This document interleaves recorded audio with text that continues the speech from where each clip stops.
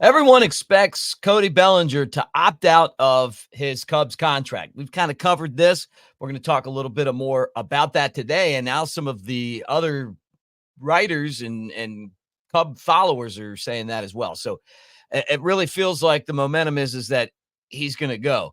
Our friend Will Venable used to be a Cubs coach. Now he's the manager of the White Sox, and Quentin Berry's back, and he's going to be the new Cubs third base coach. We'll get into that and more, including some outgoing free agents that could join Bellinger right here on the Cubs baseball channel. Great to have you guys with us. Let's get this thing started. And again, appreciate you being here. Go Cubs.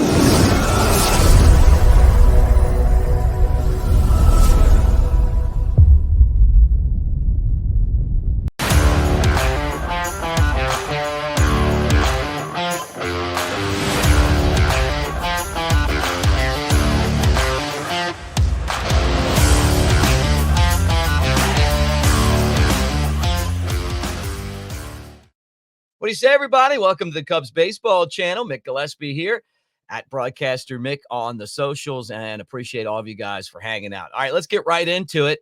Everyone now expects Cody Bellinger to opt out. Well, I wouldn't say everyone, but most of the experts, including our friend Patrick Mooney with The Athletic. He said on his podcast that that's kind of what everyone is expecting now, that he's going to opt out. And for the Cubs, it's $27.5 million.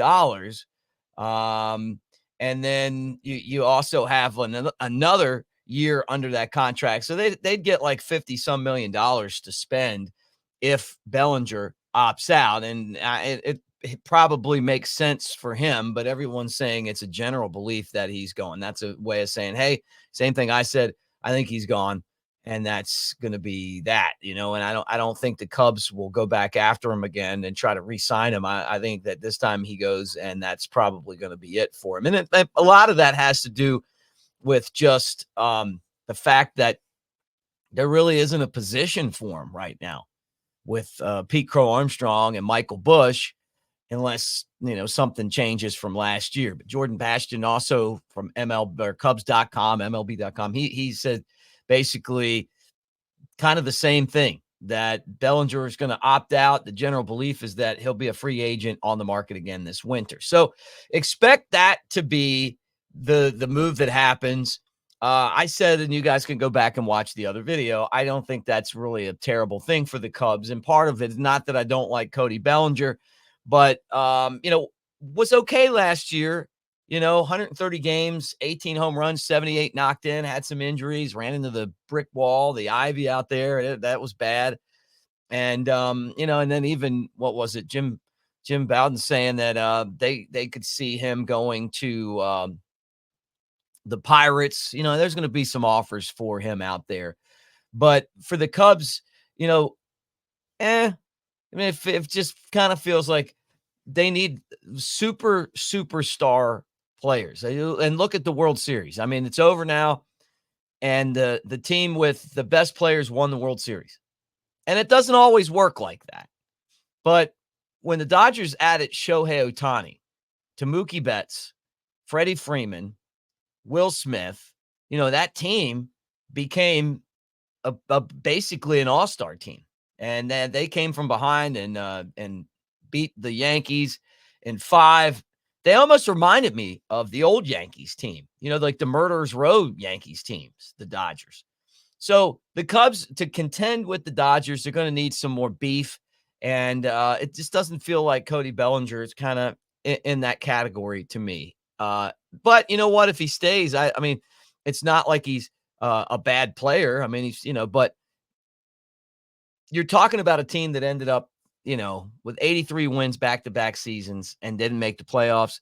So to say, hey, man, this is the guy that's going to get us over the hump and he's a difference maker, I think that's, not the truth. Now, he's going to probably be out, and joining him, outgoing free agents, Kyle Hendricks and Jorge Lopez. I really liked Jorge Lopez. Thought he did a great job. We'll see what happens there. Cubs are going to need to sign relievers. They're going to have a lot of financial and roster flexibility with the pitching.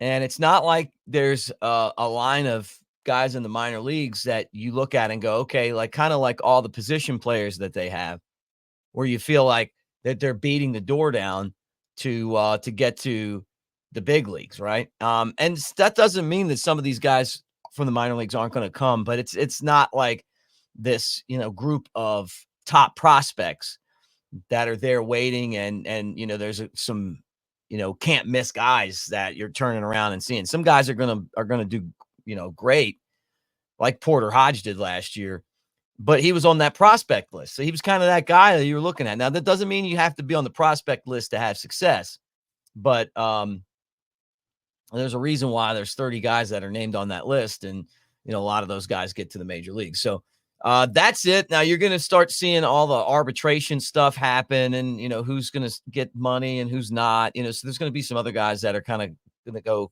or come, right? So we'll kind of see what happens there.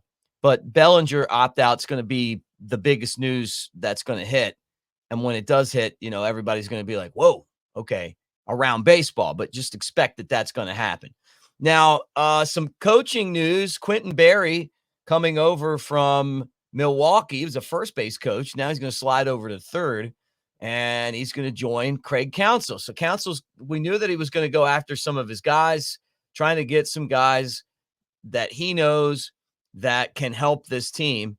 And he feels like Barry's one of those guys. Now, with Barry, you're getting someone that likes to really push the details, and I think that's a good thing.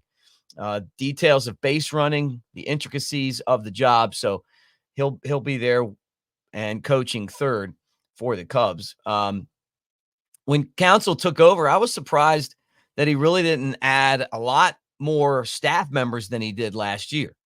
But, some of those guys were signed, and you probably, hey, it's first year. Let's see what we got. And then now you're starting to see some staff turnover. Not to say anything's wrong with the guys that were there, like Willie Harris, but it's just the way it goes. You kind of want your own guys in those positions.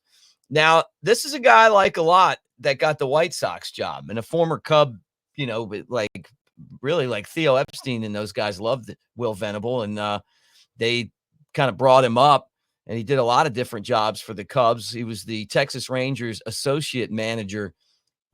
They won the World Series, and now he's going to be the new White Sox manager. I told Will one time, I loved his name, Will Venable. I mean, it just sounds like a really cool name. Baseball name, good guy. We kind of sat there. I said, as a broadcaster, this is one of my favorite names to say, to hear. So Will Venable, congratulations. He's going to the South Side. It doesn't always mean it's going to turn out good because he's a former Cub. He's got, an organization that doesn't have a lot of talent, and it's going to be up to him to try to, basically deal with the losing for a while, and, and manage a team that was one of the worst in baseball history last year. And I don't think they're going to be a whole lot better next season coming up. So anyway, and then, I think that puts us right where we want to be now, going into the weekend. Look, World Series is over. I thought it was a interesting World Series. Dodgers took care of the Yankees. I think it's also told us where things are in baseball, where the the teams that are spending money are and spending it on the right players are having success, and it's a star-driven league. It doesn't mean that you can't win with young stars. I mean, the Cubs proved that in 2016. The Astros, they did it building, but then there's teams like Baltimore that have a ton of players that are good, and then they can't win in the playoffs. So there's got to be kind of this mix where you take the success that you have with young players, but then all of a sudden maybe you throw some veterans in there. And we're going to keep an eye on the free agent market.